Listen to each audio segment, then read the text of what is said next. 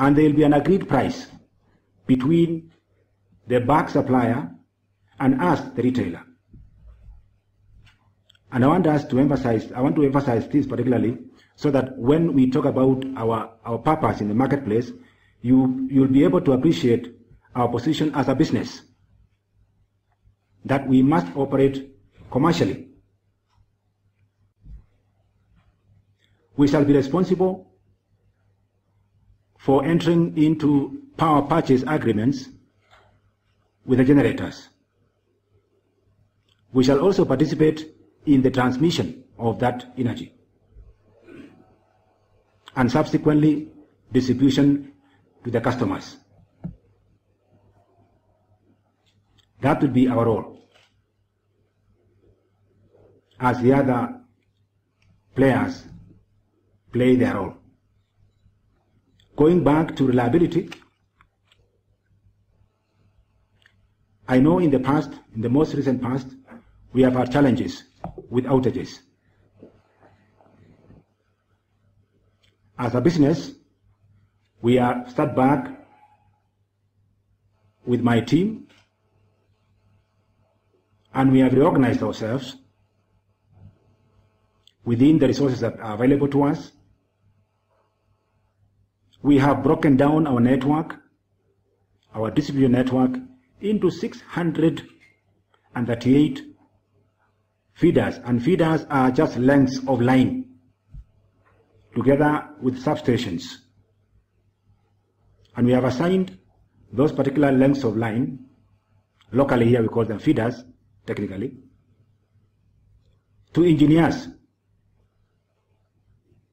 to operate and maintain those particular feeders. It will be necessary to have adequate resources, and budgets are being put in place to make sure that existing network is adequately robust to deliver the service to customers. This approach of assigning individuals to feeders and substations within those feeders is so that we raise the level of accountability, and so that every outage is accounted by someone, and that will raise the level of productivity among our staff. And we expect going forward the number of outages to go down and subsequently be eliminated.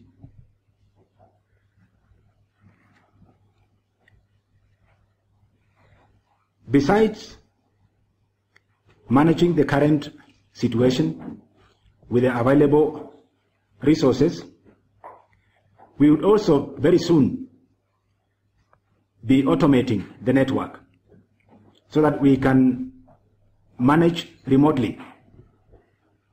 You may appreciate, because being Kenyan citizens, you notice a lot of our staff run around with their vehicles within the network whenever there are outages. As soon as we are done with this automation process, they will not most likely be seeing a lot of those employees running around, because the network will be remotely managed. And whenever an outage, engineers will isolate the areas affected and be able to maintain remote, or rather to be able to maintain effectively without having to disturb customers. We also have plans to underground the network, particularly within major cities like Nairobi, Mombasa, Kisumu, and other major load centers. There are major projects to reinforce the network.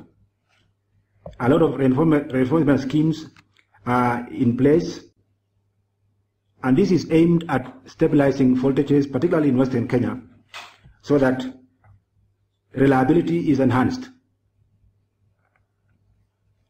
These are the plans at hand on the point of reliability, on that promise of reliability by government. And government is supporting us in all ways to ensure that we succeed, and therefore our customers will be happy to have reliable energy. On the promise of on the promise of affordability. This is a joint venture. This is a joint effort.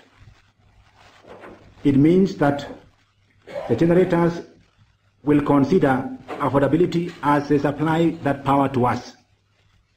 As we enter into power purchase agreements, there will be negotiations to ensure that that energy is affordable to Kenyans.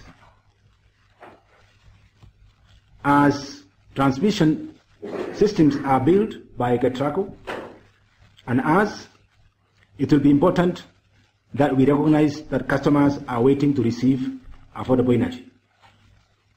And therefore, costs built in those systems should consider that aspect. We know what affordability of energy can do to an economy. If energy became affordable to our economy, there will be benefits almost instantaneously. For example, appreciating the fact that energy is upwards of about 30% of inputs into manufacturing. If, for example, an industry like breweries or any other industry locally here got some reasonable and affordable energy, they would definitely establish another line of production, and that will replicate itself across the industries. That will create more jobs for Kenyans, and this will make our products outside Kenya competitive. We also know that if this country offers affordable energy, investing communities around the world could consider Kenya attractive for investments, and other investors will come to this country to invest their resources here on account of that affordable, reliable, and adequate energy. And as a country, we shall prosper. So we know that energy is going to become a catalyst for economic growth going forward, and we are not lost to this particular commitment as a company. We enjoy a lot of government support in this context, and we are happy so far with the support the government has given us. Coming down to the specific discussion today, having put ourselves in context now, I want to then address the specific point of connectivity today. You know, we have been connecting customers, and I want to focus at what kind of connections these are. We are talking about connections to customers within 600 meters from our transformer. Connections to customers within 600 meters from the transformer. And that assumes that somebody has pre-invested on the LV network around the transformer. We set a price in 2004 of 35,000 shillings and 45,000 shillings for single phase and three phase respectively, before VAT and account deposit. And we have held that price for the last 10 years. Notwithstanding the costs, the rising in cost of labor, materials, and transport. It got to a point where we could not. In January this year, 12th January, January this year, yes, we revised that amount to 75,000 shillings and 85,000 shillings for single phase and three phase respectively. And there was a lot of hue and cry from Kenyans. And leadership. You had the debate in Parliament. And we are not oblivious of that discussion going on. And I've said before that we are a business, and we are listed in the stock exchange, quoted at the stock exchange, and we must run the business as a commercial entity. However, listening to our fellow Kenyans, we quickly went back to our drawing board to see whether we could revise these numbers downwards. And we came up with some revised numbers, down from 75,000 shillings we came to 60,000 shillings for single phase. And we revised three phase from 85 to 71,000 shillings. And we made our case before government. There were very healthy consultation between government and us. And within those consultations, the government has put in place through ERC a consultant to study and come up with an actual amount, cost of connectivity, an objective cost that is not driven by KPSC nor other parties interested in this business. So that particular study, the results of which study will come out in 3 months. In the interim period, before the results of this study come out, the government these consultations went on the whole of last week, culminating in yesterday's announcement by government that those rates take effect on 12th of this month going forward, for 3 months before the results of until the results of that study become public. The government has therefore given us support, financial support. It basically means that the customer will pay 35 for single phase and 45 for three phase, and there is support from government to bridge the gap between 35 shillings, 35,000 shillings and 60 shillings that KPSC charges, and 45,000 shillings and 71,000 shillings that KPSC charges for three phase connection.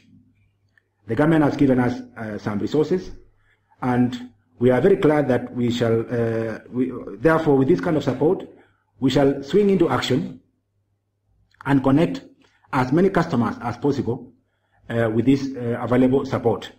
Within 3 months, we should then be able to have a discussion with government with the outcome of the consultancy study results to determine which sustainable way we are going to carry out connectivity, particularly with non-commercial areas of the country. You know very well, as an additional piece of information, you know very well that the government established Rural Electrification Authority to carry out that business using exchequer resources. And REA is going to carry on that particular, eventually REA is going to be the sole investor in that particular regard. And our role will be to connect customers at the last mile, like I said, perhaps a cable to the households, so that the resources available to REA can then be utilized to connect households, as we focus at commercially viable connections, and of course fire the industry as it were, because that's our major purpose. I will, with those few remarks, I know Migwi will share with you my speech in detail, and therefore I want to take a few questions before we are done with this. Henrik and I have recently connected and have not yet been connected. And what happens to those people who are already been connected with the higher rates? What will happen to them?